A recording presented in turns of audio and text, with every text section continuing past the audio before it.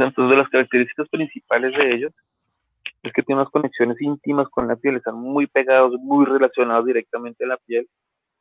La gran mayoría, por no decir los que son todos, son planos, son delgados y en realidad no están bien delimitados, son muy mal delimitados porque el espacio que hay entre la estructura ósea y entre la piel, las inserciones de su origen y su inserción, eh, son muy escasos en un espacio que es realmente limitado, que es la cara y que es el cráneo. ¿Listos? De importancia entre ellos, la gran mayoría no tienen aponeurosis y básicamente se encuentran alrededor de los tres grandes orificios que presenta la cara, entonces alrededor de la parte palpebral, en la parte cercana al ojo, en las aberturas nasales y en la boca. Esas son las principales características de ellos. Podemos diferenciarlos y dividirlos topográfica y funcionalmente. Entonces pueden estar los epicráneos, que son la parte de arriba del cráneo, los periorbitarios y los palpebrales, los nasales y los bucolabiales. Pero en realidad que uno puede diferenciar entre uno y el otro, que es que cuál es mucolabial, cuál es epicráneo. Uno no lo utiliza en realidad en la parte clínica y uno lo utiliza como en el día a día, pero sí más que todo en la parte de la función, porque la cara y el cráneo tiene unas delimitaciones no solo funcionales, sino también estéticas muy importantes. Entonces, cuando usted tengan una de las típicas riñas que van a ver en calle, que llega el paciente que es ya accidentado, que llega cortado, que llega lesionado.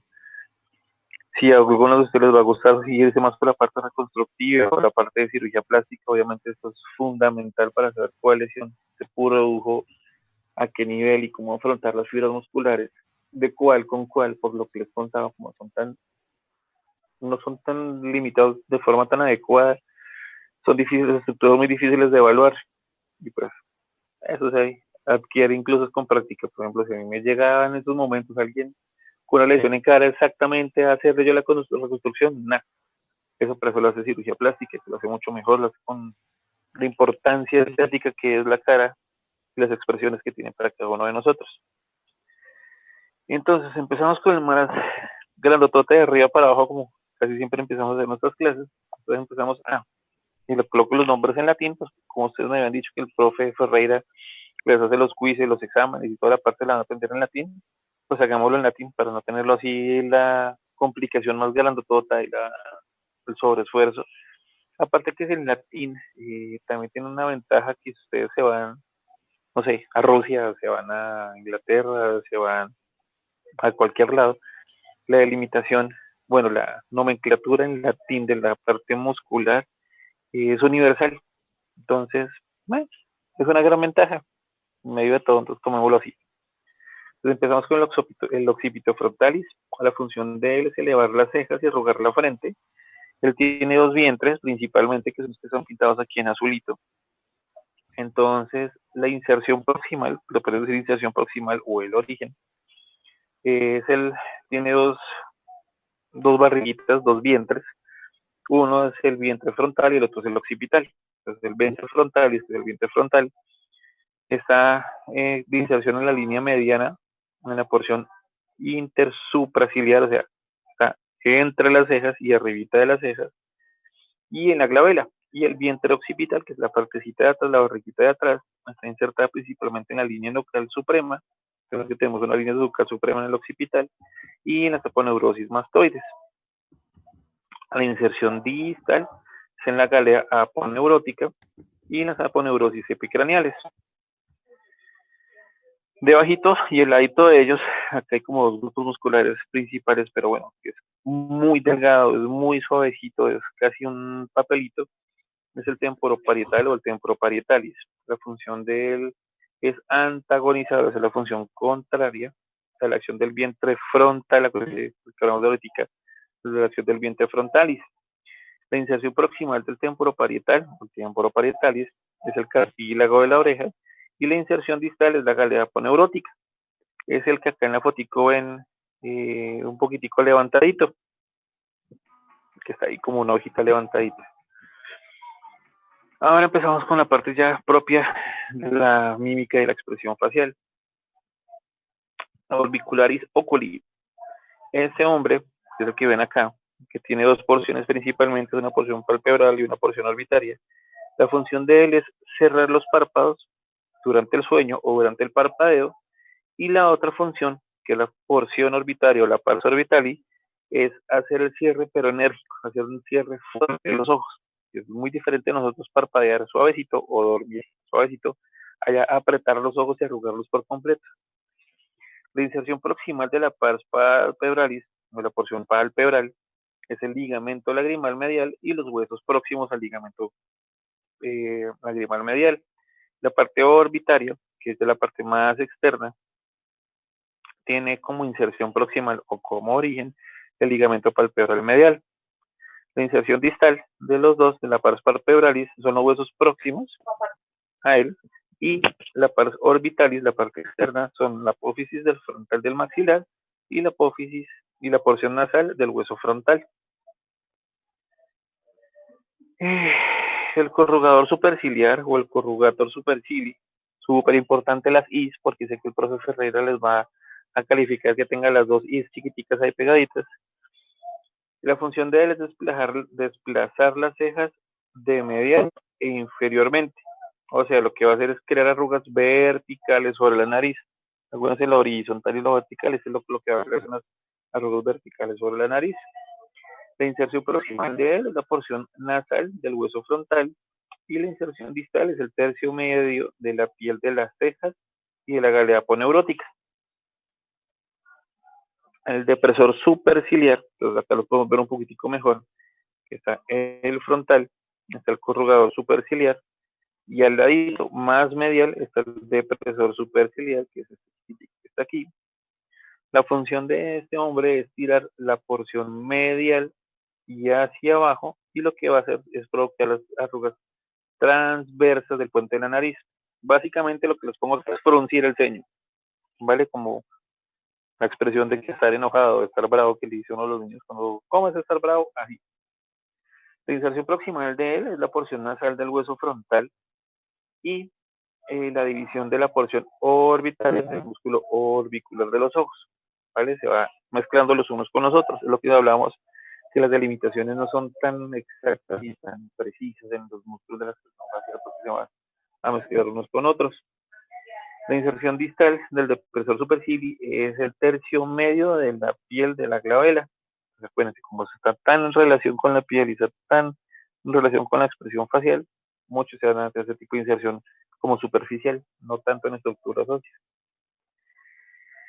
El próceros o próceres, la función de él es tirarte la porción medial hacia abajo y provoca las arrugas transversas del puente de la nariz, y también va a ayudar a fruncir el ceño.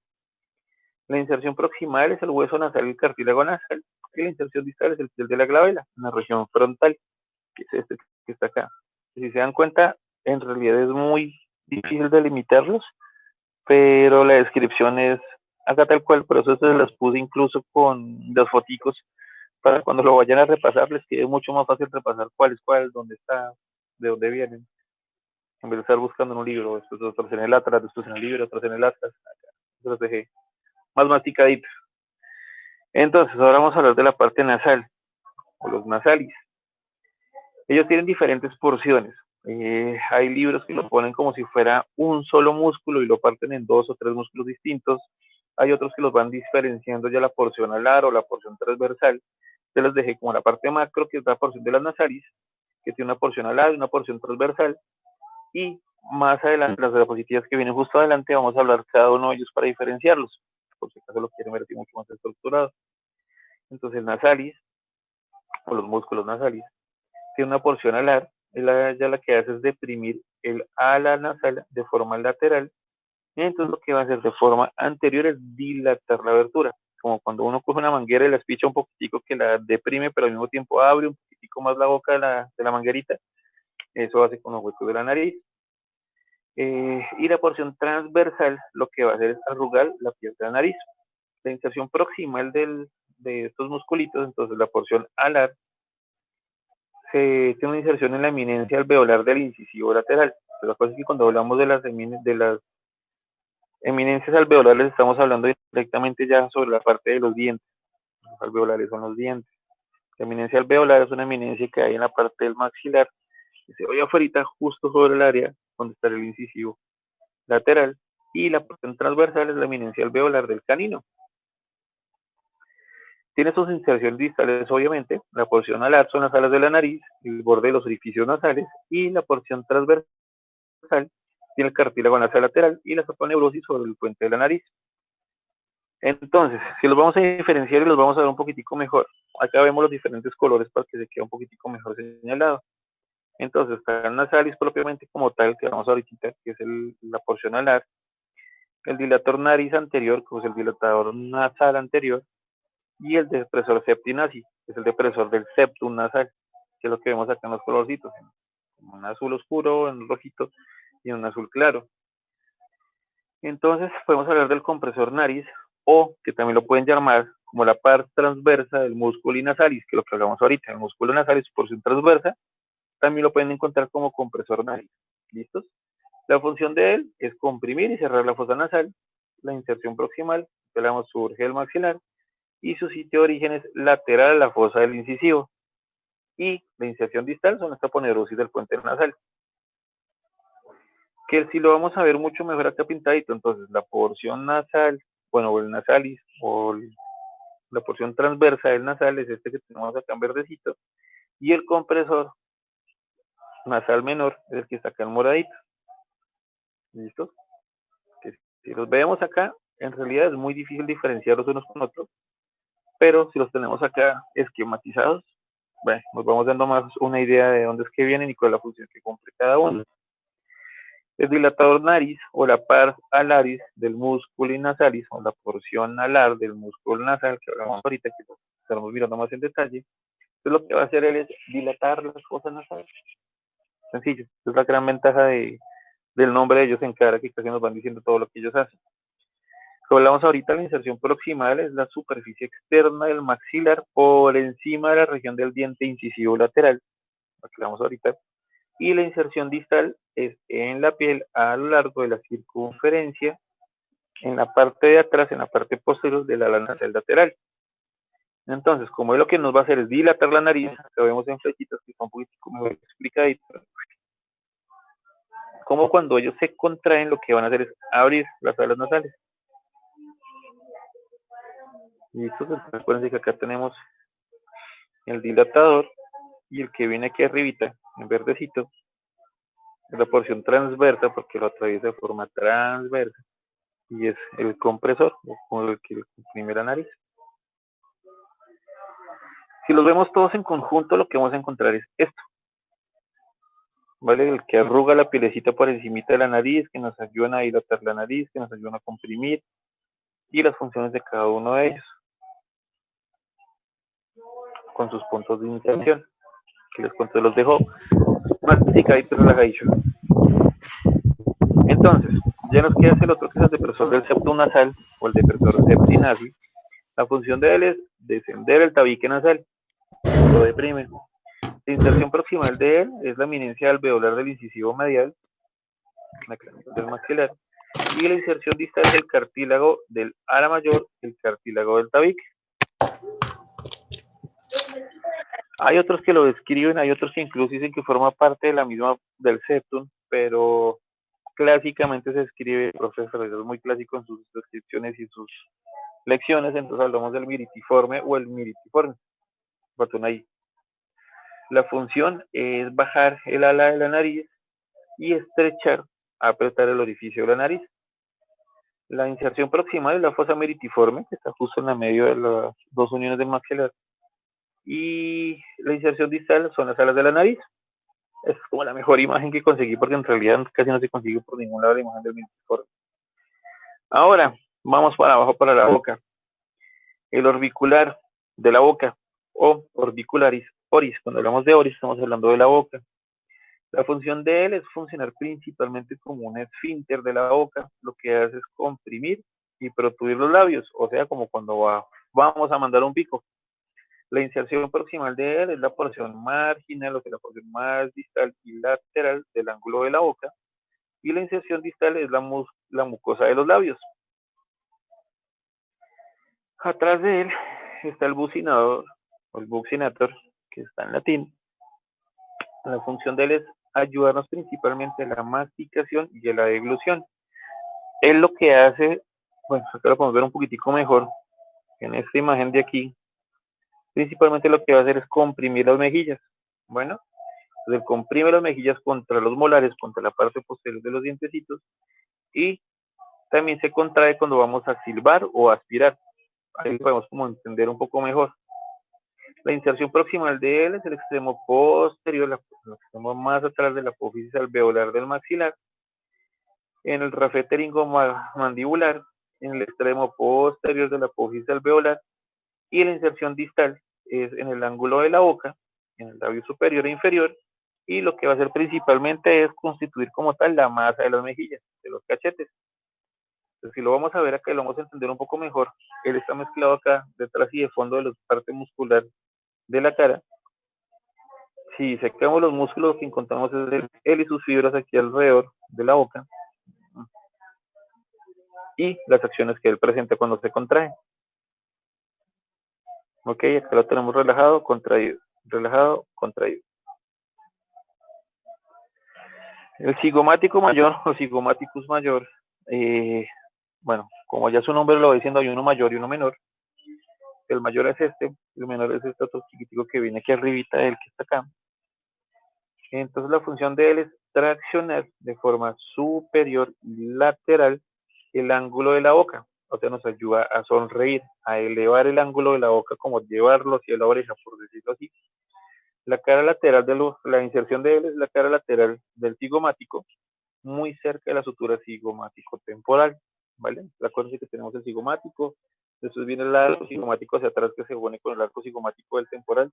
Entonces, está en toda la cara lateral del huesito cigomático. Y la inserción distal de él es en el ángulo de la boca y en el labio superior.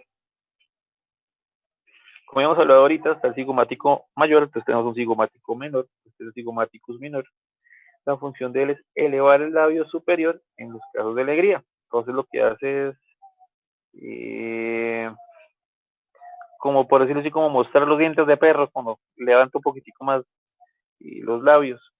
Y si uno simplemente está triste, es como echar la nariz un poquitico más para abajo, deprimir el surco nasolabial, el surco que sea entre la nariz y la boca. La inserción proximal del cigomáticus minor es la cara anterior del hueso cigomático, como hemos hablado ahorita, entonces el otro se va más que todo hacia la parte lateral, hacia el borde, y este va hacia la parte anterior del hueso cigomático. Y la inserción distal es el músculo orbicular de la boca, lo vemos ahorita, se lo recuerdo que es el orbicular isoris, y en el ángulo de la boca, porque este es mucho más medial. El risorius de Santorini, o risorius, o risorio, tiene las tres formas de que se lo podrían hacer. Lo que hace él es traccionar de forma lateral la comisura labial. Entonces, bueno, sí, los que tenemos estudiados ahorita nos ayudan a traccionar hacia arriba como hacia la oreja.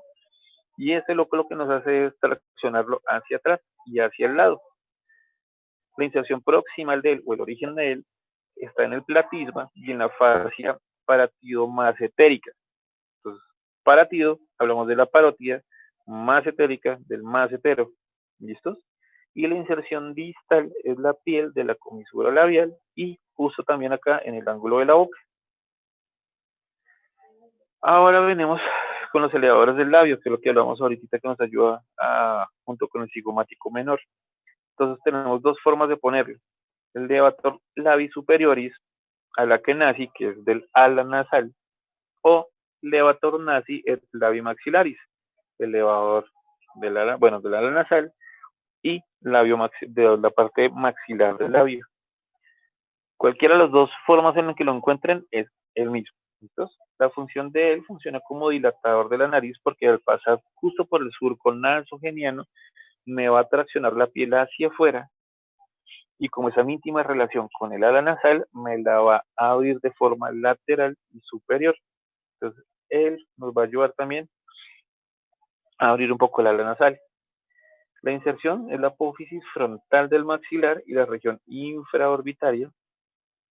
Y la inserción distal, a donde va a llegar para traccionar, son las alas de la nariz, el labio superior, en unas fibras profundas, y la zona lateral y posterior, la porción de más atrásita del orificio nasal. Por eso es que acá lo vemos en el lado izquierdo del personaje relajado y en el lado derecho contraído. Vamos a yo a levantar la porción medial del labio y a dilatar el ala nasal. También está el elevador superior del labio o el levator labii superioris, que también usted lo puede encontrar como quadratus labii superiori, que es este mismo. Entonces, él lo que va a hacer es elevar la porción media del labio superior. La inserción proximal es el borde inventario inferior y los huesos nasales. La inserción distal son las fibras de la mitad superior de los músculos orbiculares de la boca. Porque tienen que tener muy en cuenta esta parte. Tengan en cuenta que esos son músculos y están más a nivel profundo. Entonces, cigomático menor, el cigomático mayor. Y acá está, el que estamos hablando, el elevador del labio superior y el elevador del ángulo ori. ¿Listos? ¿Qué es el que vamos a hablar justo ahora? El levator anguli oris o el caninus. Es mucho más fácil pues con el nombre de caninus porque no lleva pensando en el canino. ¿Por qué? Se inserta en la fosa canina. La función de él es elevar el ángulo de la boca, ya más profundo, más pegado hacia el cráneo, por decirlo así. Su inserción próxima es la fosa canina y la inserción distal es el ángulo de la boca, que cuando él se contrae nos ayuda a levantar un poquitico más la boca hacia arriba. Nos devolvemos un poquitico más, entonces, acá vemos el levator anguli oris, o elevador del ángulo superior de la boca, y el del labio superior, que son profundos. La parte importante es esta. Como hay elevadores, hay depresores. Hay quienes tienen una función antagónica de los anteriores, entonces empezamos con ellos, que es el depresor labii inferioris o el quadratus labii inferior. ¿Listo? Tenemos uno superior, tenemos uno inferior o tenemos un depresor que antagoniza los movimientos de los anteriormente estudiados. La función de él, fácil, descender la porción medial del labio inferior. Son músculos profundos. La inserción proximal es la base de la mandíbula a nivel medial y también a nivel inferior al orificio mentoniano. La porción distal, la inserción distal de él es el labio inferior y propiamente dicho el mentón, que es lo que vemos acá. ¿Qué funciones tiene él? Lo que vemos ahorita, de descender la porción medial del labio inferior. Acá lo vemos como estaría relajado y si él se contrae lo que va a hacer es esta función de acá.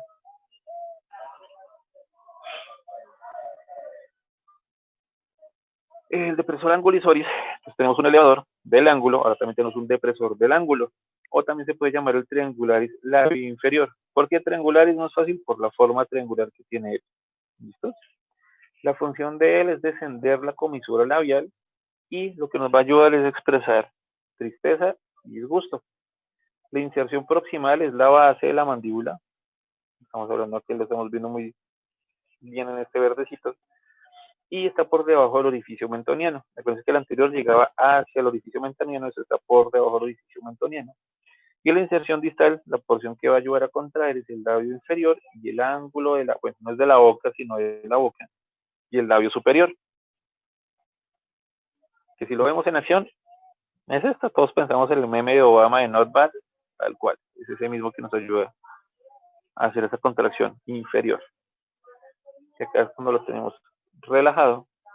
Y si lo contraemos, se va juntando con este músculo que tenemos acá, que es el platisma. ¿Ok?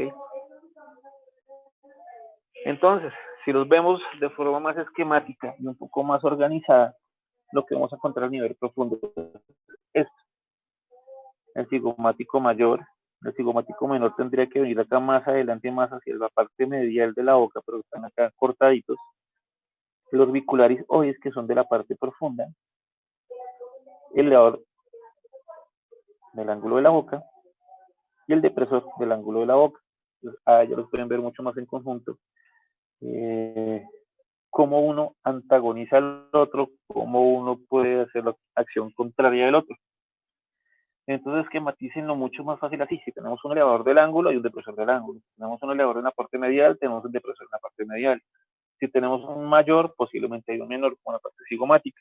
Y pueden ir identificándolos mucho más fácilmente y se hacen el esquema y el bosquejo más elaborado de cuando se les va a preguntar qué estructura es, por lo menos si no se sabe exactamente cuál es como a carajo. Yo me acuerdo que acá había como cigomáticos, que hay uno grande y uno chiquito, entonces entre el chiquito yo creo que acá venía como que este llegas como aquí al ángulo, debe ser el elevador del ángulo de la boca, pero me lo van a prestar en latín, entonces el elevador es levator y anguli, pero es con doble I y boca es oris, listos, de una, lo sacaron, sencillo. Ahí es como la forma en la que lo pueden estudiar y no matarse tanto memorizando y memorizando y memorizando, porque lo que les he dicho siempre, anato es de aprendérselo a las malas, pero es muy rico, es muy chévere aprendérselo. Y bueno, el que hemos ignorado acá por completo, que vemos acá en moradito, es el mentoniano. Este mentoniano o mentalis, la función de él es traccionar hacia arriba la piel del mentón, elevar la barbilla, sacar las arruguitas que tenemos en la barbilla. La inserción proximal de él es la eminencia alveolar del incisivo lateral inferior, que acá está, se ve mucho más al final de esta fotita, ¿sí ven? Están los incisivos, y la porción lateral de los incisivos, y la inserción distal es ya directamente en la piel del mentón, que básicamente que cuando él se contrae, que hasta lo vemos en esta fotito, que está relajado, las fibras musculares están relajadas, y está en la porción media del incisivo, cuando se contrae, trae la piel hacia donde está él, que es hacer estas arruguitas del mentón, elevar la parte mentoniana, ¿listo? Y ya vamos con otra porción, que es la porción de las orejas. Hay personas que los pueden mover, personalmente no lo logro, pero hay personas que pueden mover las orejas y lo pueden mover por tres grupos musculares principalmente. Uno es el auricular anterior, y el otro es el auricular superior, y el otro es el auricular posterior. Sencillo. Auricularis anterior. La función de él, como está en la parte anterior, que es traer la oreja hacia adelante. La inserción proximal de él es la fascia del temporal, ¿listo? Y la inserción distal es la espina del hélix, la porción esta de la orejita que se llama el hélix. Y la auricularis superior, o ustedes lo pueden encontrar como temporoparietalis, cualquiera de las dos formas, eso es lo que uno lo puede matar la cabeza, como temporoparietalis, oh carajo, ¿cuál es este? Me dijeron cuál es el temporal y cuál es el parietal, ¿cuál es el metido entre todos esos? No, es el mismo auricular superior, auricularis superior. La función es retraer y elevar la oreja, porque está a nivel superior, es este que está acá con la flechita, no lo encontré pintadito. Y la inserción proximal, de donde se origina, es en la galea aponeurótica. Acuérdense que está en medio de los dos vientrecitos del frontal, el vientre del frontalis y el vientre occipital del frontalis. Y la inserción distal es la raíz del pabellón, me faltó una N. Se me corrió el del pabellón auricular o el de la oreja. ¿Listo? Ya en realidad no deberíamos hablar de oreja, sino de pabellón auricular, pero pues ahí se lo pongo para que sea más fácil de estudiar más adelante de ustedes.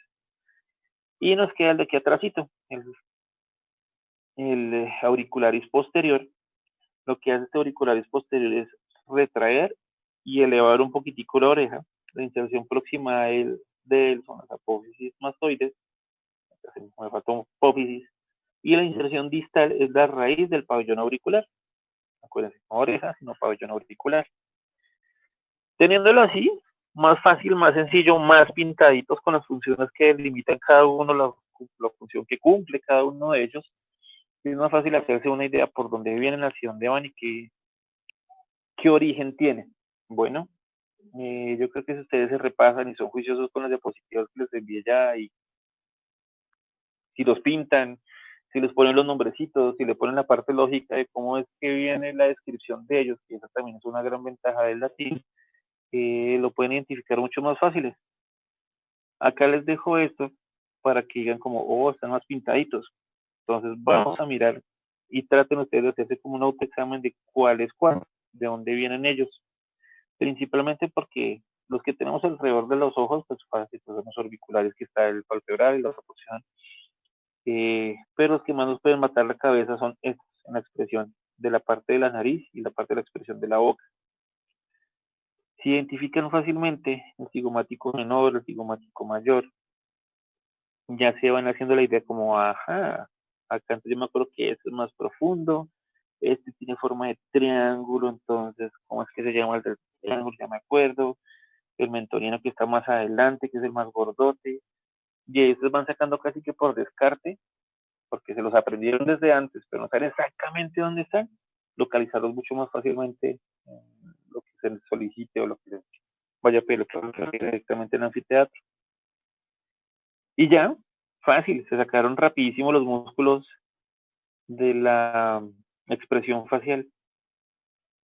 Bien que no es tan complejo, es complejo hacerlo acá de forma virtual, pero no sé, yo creo que más explicado no podría ser. Bueno, este bicho dice que la reunión va a terminar en 10 minutitos. Ya nos vamos acercando más a lo que necesitamos cuadrar de las clases.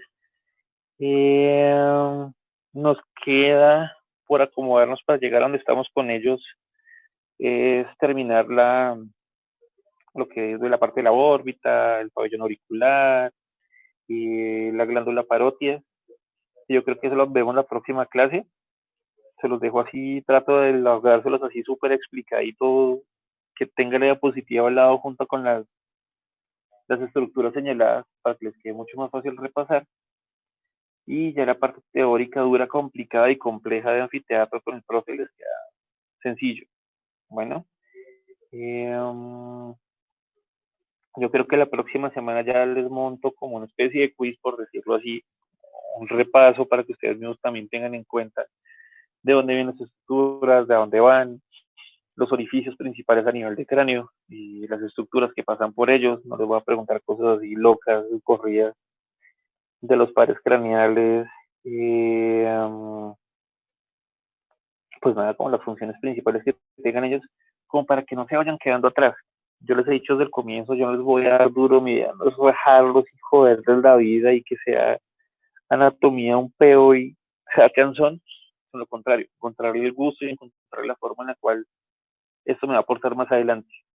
Y es lo rico, eso es lo rico de anatomía, que por eso yo les digo, yo he empezado por cualquier otra región menos por cráneo, porque el cráneo es muy difícil, pero nada, con las mismas diapositivas que yo les he dado, con lo que tenemos montado en Classroom, ahí sacan todo, no hay ningún problema. Les voy a pedir así la porción de la rama, de la ramita, nada, eso es absurdo.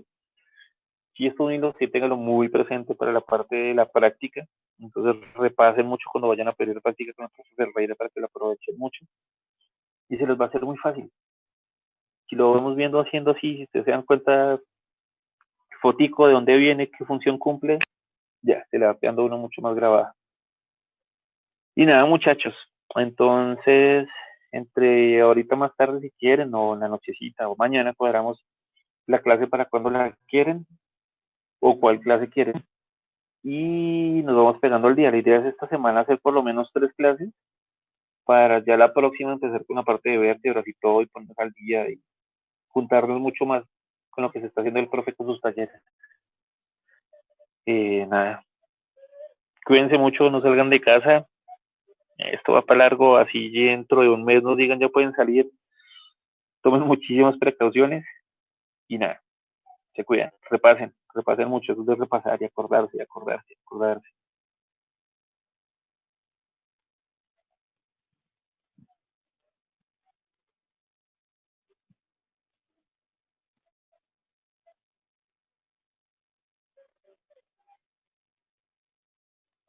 De los masticatorios que me están diciendo acá, es que igual estos masticatorios vienen siendo mucho más de la parte de cuello que vamos a ver más adelante, los que son infra y suprayoideos. Que si ustedes aprenden de la expresión facial ahorita y más adelante cuando empezamos a ver la parte de cuello infra y suprayoideos, es donde viene lo complicado porque vienen eh, más estructuras involucradas. Entonces, por ahora, cogerlo suave con estas y por decirlo así, aprendérselos bien estos y ya los masticatorios y la parte que hablamos de cuello que viene para la próxima semana, los supra y los infrayoideos, es más fácil identificarlos.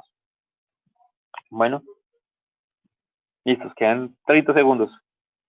Se cuidan, doctores. Un abrazo. Chau, chau.